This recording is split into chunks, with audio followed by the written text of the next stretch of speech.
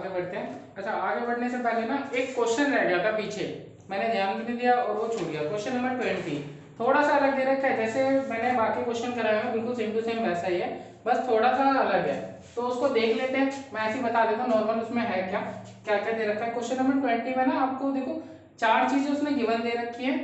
एक तो आपको दे रखा है outstanding subscription at beginning, outstanding subscription eight and, और एडवांस एट बिगिनिंग और एडवांस एट एंड। ठीक है, उसके साथ आपको इनकम रिसीव भी दिखा रखी है 2,10,000, और उसके साथ साथ में लिखा हुआ है इंक्लूड है 6,000 आउटस्टैंडिंग प्रीवियस ईयर, यानी कि प्रीवियस ईयर का 6,000 रुपए ऐड हो रखा था, जो अमाउंट रिसीव हुई थी 2,10,000 उसके अंदर। और साथ में एक जो एक्स्ट्रा लाइन बोल रहा है जिसके पीछे मैं पूरा क्वेश्चन आपको दोबारा बता रहा हूँ, वो कह रहा है कि 4,000 राइट ऑफ हो गया है, 4,000 राइट ऑफ हो गया है। तो देखो इस क्वेश्चन को करना कैसे है भाई। देखो मैंने टी शेप अकाउंट से आपको पहले भी बताया था, फिर से बता रहा हूँ। टी शेप अकाउंट है, सब्सक्रिप्शन की बात हो रही है, तो भाई सब्सक्रिप्शन की बात हो रही है, क्रेडिट साइड पे बढ़ेगा और डेबिट साइड पे डिक्रीज होगा। ठीक है, क्रेडिट साइड पे इंक्रीज होगा और डेबिट साइड पे डिक्रीज होगा। तो देखो क्रेडिट साइड पे इंक्रीज होगा तो यहाँ पे क्या क्या चीजें आएंगी। यहाँ पे देखो सबसे पहले जो चीजें वहां पे ऐड कर रहे थे वो वाली ऐड वाली चीजें इस साइड पे, लेस वाली चीजें इस साइड पे। तो ऐड वाली चीजें कौन कौन सी है। ऐड वाली चीजें सबसे पहले देखो उसने क्या दे रखा है, आउटस्टैंडिंग एट द बिगनिंग दे रखा है, आउटस्टैंडिंग एट द बिगनिंग। तो यहाँ पे मैं क्या करूंगा, टू आउटस्टैंडिंग सब्सक्रिप्शन लिख दूंगा बस। ठीक है, बिगनिंग लिखने की जरूरत नहीं है, आप ब्रैकेट में लिख लेना बिगनिंग। आउटस्टैंडिंग सब्सक्रिप्शन में को ओपनिंग में इसने कितना दे रखा है बिगनिंग का, 20,000 दे रखा है, मैंने यहाँ पे लिखा 20,000। ठीक है, उसके बाद क्या बोलता है, कहता है outstanding at the end, outstanding at the end इसने जो मेरे को दे रखा है वो मैं यहाँ पे लिख दूंगा, क्या लिखूंगा, बाय आउटस्टैंडिंग सब्सक्रिप्शन। और नीचे ब्रैकेट में मैं इसको लिख के दिखा दूंगा कि मेरा ये कब है, एट द एंड है, 18,000। ठीक है, उसके बाद एडवांस दे रखा है, ओपनिंग का एडवांस आपको पता है ऐड होता है, एडवांस एट बिगनिंग। एडवांस इसको क्या लिखूंगा मैं, एडवांस सब्सक्रिप्शन, जो कि मेरे को दे रखा है इसने कितना, 13,000 दे रखा है। और एडवांस एट एंड ये इसने मेरे को दे रखा है 11,000, ये मेरे को इसने दे रखा है 11,000। ये 4 चीजें तो आपने ऊपर की सीधे फिल कर दी। उसके बाद जो मेन लाइन उसने दे रखी है रिसीप्ट एंड पेमेंट अकाउंट से जो आया है, यहाँ पे लिखूंगा by receipt and payment account, और जो मेरी अमाउंट आई है वो आई है 2,10,000, 2,10,000 वहां से वो अमाउंट आई है। अब उसके बाद देखो एक छोटी सी चीज रह गई जो उसने लास्ट वाली लाइन में कह रखी है, 6,000 तो चलो उसने बोल ही रखा है, साथ में उसने एक चीज और बोल रखी है, क्या बोल रखी है कि 4,000 राइट ऑफ हुए। अब तो राइट ऑफ को यहाँ पे दिखाना कैसे है, जब आपने सब्सक्रिप्शन पहले तो आउटस्टैंडिंग लिख रखा होगा, है ना, पिछले साल का कह रहा, पिछले साल का जो सब्सक्रिप्शन था वही राइट ऑफ हुआ है, तो इसका मतलब वो आउटस्टैंडिंग रहा होगा। तो आपने जो पहले जनरल एंट्री करी होगी वो क्या जनरल एंट्री करी होगी, outstanding subscription account debit to subscription account पिछले साल, क्योंकि आपने ये अपनी सब्सक्रिप्शन की इनकम दिखा दी होगी, है ना, 4,000 से एंट्री करी होगी आपने। अब जब वो राइट ऑफ हो गए, जब वो राइट ऑफ हो गए, यहां से तो आपका सब्सक्रिप्शन का अकाउंट क्लोज हो गया था, और अकाउंट कौन सा क्रिएट हो गया था, आउटस्टैंडिंग सब्सक्रिप्शन का। देखो पहले तो मैंने ये जनरल एंट्री करी होगी, outstanding subscription account debit to subscription account. अब मेरा सब्सक्रिप्शन अकाउंट तो क्लोज हो गया था, मैंने आउटस्टैंडिंग का अकाउंट क्रिएट कर लिया था, है ना भाई, आउटस्टैंडिंग का अकाउंट क्रिएट कर लिया था। तो अब मुझे क्या करना पड़ेगा, इस अकाउंट को बंद करना पड़ेगा, क्योंकि ये पैसे तो मुझे मिलेंगे ही नहीं, है ना, तो नहीं मिलेंगे। उसको बंद करने के लिए मैं इसको क्या करूंगा, क्रेडिट कर दूंगा। इसलिए मुझे क्या करना पड़ेगा, यहाँ पे मुझे लिखना पड़ेगा बाय सब्सक्रिप्शन राइट ऑफ, कितना, 4,000। अब मैंने 4,000 लिख दिया। अब टोटल कर लो इसका, इधर का टोटल करके इसमें से लेस करो, देखो कितना टोटल हो रहा है, 2,10,000, 2,27,27, 37, 37, और ये 45 में से लेस कर देंगे हम 20 लेस करें 225 और 10 लेस करें 214।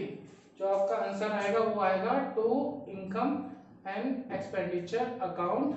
यहाँ पे कितना आ जाएगा 2,14,000। ये आपका क्वेश्चन नंबर 20 था। बिल्कुल इसी तरीके से इसको करना है, ठीक है, नोट कर लेना और कर लेना। तो अब आगे बढ़ते हैं, क्वेश्चन नंबर 25 कर रहे हैं टीएस ग्रेवाल का फर्स्ट चैप्टर का, जिसका नाम है not for profit organisation. Question number 25 में क्या है, देखो क्वेश्चन नंबर 25 में इसने कुछ चीजें दे रखी है। क्या क्या दे रखा है हमें, देखो सबसे पहले ओपनिंग स्टॉक दे रखा है। आपको पता है ओपनिंग स्टॉक का फॉर्मेट आपको पहले भी लिखवा चुका हूँ, समझा भी चुका हूँ, फिर से बता देते हैं। ओपनिंग स्टॉक है, ऐड हो जाएगा, लिख दिया भाई हमने ओपनिंग स्टॉक 30,000 दिया हुआ है, 30,000 लिख दिया।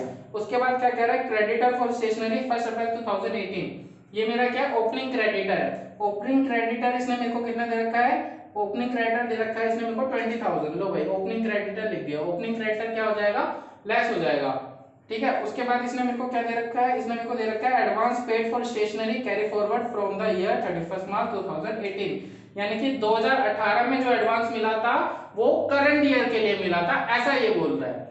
यानी कि ओपनिंग वो बिगिनिंग में आपको एडवांस मिला है, भाई बिगिनिंग में मिला है तो करंट ईयर के लिए मिला होगा, बिगिनिंग में मिला है तो करंट ईयर के लिए मिला होगा, तो हम उसको क्या कर देंगे, ऐड कर देंगे, ठीक है। फिर कहता है amount paid stationery during the year, amount paid stationery during the year, सबसे ऊपर यही आएगी, इसी में ऐड लेस होगा।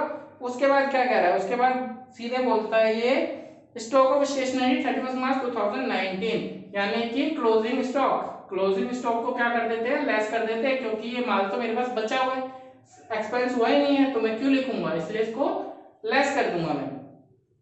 उसके बाद इसने क्या दे रखा है, creditor for stationery 31 March 2019 closing creditor. भाई क्लोजिंग में किसी का पैसा देना है तो इसका मतलब उससे परचेज कर चुके होंगे, इसलिए इसको ऐड कर दूंगा।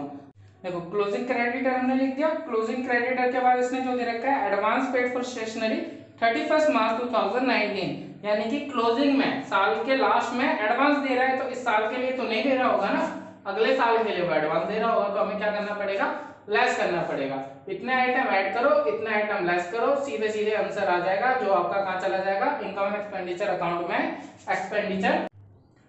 चलो और आगे बढ़ते हैं, क्वेश्चन नंबर 26 देखते हैं। 26 में क्या क्या दे रखा है, थोड़ा सा इसने घुमा रखा है।